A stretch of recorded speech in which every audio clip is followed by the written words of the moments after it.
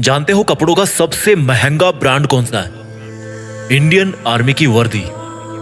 देश के गद्दारों को ऊपर वाला भले ही माफ कर दे, लेकिन एक फौजी किसी भी कीमत पे, यहां तक कि अपनी जान की कीमत पे भी उसको कभी माफ नहीं कर सकता।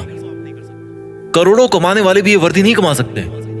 दुनिया के जो बड़े बड़े करोड़पति अरबपति बन के बैठे हैं ना, जिनको आप टीवी पर सिनेमा में हीरो बने हुए देखते हो, वो भी नहीं है उस वर्दी को कमाने के लायक। क्योंकि वो वर्दी भाई पैसों से नहीं मिलती, वो पैसे में नहीं बिकती। अगर पैसों में बिकती तो हर कोई पहन के घूमता और अपने आप को फौजी बोलता। उस वर्दी को अगर कमाना है ना, तो पैसा नहीं चाहिए, पैसा नहीं बनाना उसके लिए, उसके लायक बनना है। अगर उस वर्दी को कमाना है ना, तो खुद की जिंदगी, खुद की माँ की खुशी और अपने बचपन के सभी दोस्तों के साथ को कुर्बानी पे लगाना पड़ेगा। और इस कुर्बानी की हिम्मत जिसमें होती है, वही फौजी बनने के लायक होता है। अगर इस वर्दी को कमाना है ना, तो खुद को हर मोह माया से बाहर निकाल कर आग में तपाना है। कितना बड़ा दिल होता है उस माँ का जिसका बेटा या बेटी डिफेंस में होते हैं। कुछ पंक्तियां बोलना चाहता हूं मैं उन सब खुश नसीब और हिम्मत वाले युवाओं के लिए जो अपने आप को उस वर्दी में देखना चाहते हैं कि ये आग जलती है तो जलने दे, ये आग जलती है तो जलने दे, माँ अब मुझे तू फौजी बनने दे।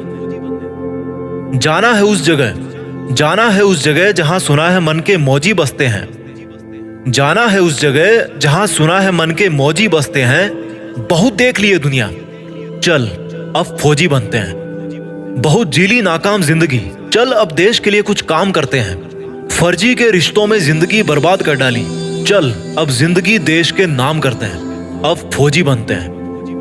ये सरहदें पुकारती मुझको है, ये आतंक की बदबू ललकारती मुझको है। जब लिपट जाऊं तिरंगे में तो मुझे आबाद कहना, जब लिपट जाऊं तिरंगे में तो मुझे आबाद कहना। मेरी माँ पल्लू में छिपी हंसी तेरी बहुत प्यारी है, मेरी माँ पल्लू में छिपी तेरी हंसी बहुत प्यारी है। जब लिपट जाऊं तिरंगे में तो मुझे आबाद कहना, मेरी माँ पल्लू में छिपी हंसी तेरी बहुत प्यारी है। इसलिए मुस्कुराते हुए अपने लाल को गुड बाय कहना। ये मोबाइल के स्टेटस देख देख के थक गया हूँ, बन जाऊं मैं भी एक दिन सबका स्टेटस, खुद के इसी वादे में बंध गया हूँ। माँ के आंचल की खुशबू तो वैसे फीकी होती नहीं कभी, पर उसमें थोड़ी सी मेरी वर्दी की खुशबू भी मिला दूं ना, तो दोनों जहां यही मिल जाएंगे मुझे। और अगली दो लाइन उन लोगों के लिए बोलना चाहता हूँ जिनको लगता है कि बॉयफ्रेंड गर्लफ्रेंड के अलावा इस दुनिया में कुछ होता ही नहीं है। तो भाई कान खोल कर सुनो मेरी बात। बेवफाओं की इस दुनिया में हम कभी वफा ढूंढते थे। ये एक फौजी की तरफ से लाइंस आपके लिए कि बेवफाओं की इस दुनिया में हम कभी वफा ढूंढते थे।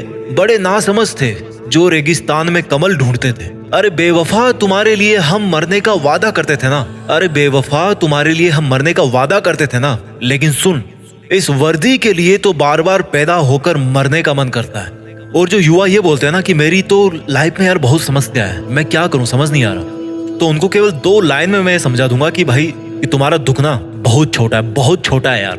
कि हमने समंदर को भी सूखते देखा है, हमने समंदर को भी सूखते देखा है, जब जब मेहंदी वाले हाथों ने मंगलसूत्र उतार के रखा है। जिंदगी में समस्या किसके पास नहीं है, पर एक वो इंसान भी है जो फौजी की वर्दी में हर समस्या का सामना करके अपना फर्ज निभाता है, लेकिन फिर भी रोता नहीं है, मुस्कुराता है। वो फौजी जो हर बार छुट्टी से वापस आते समय यही बोल के आता है कि जल्दी फिर लौट के आऊंगा।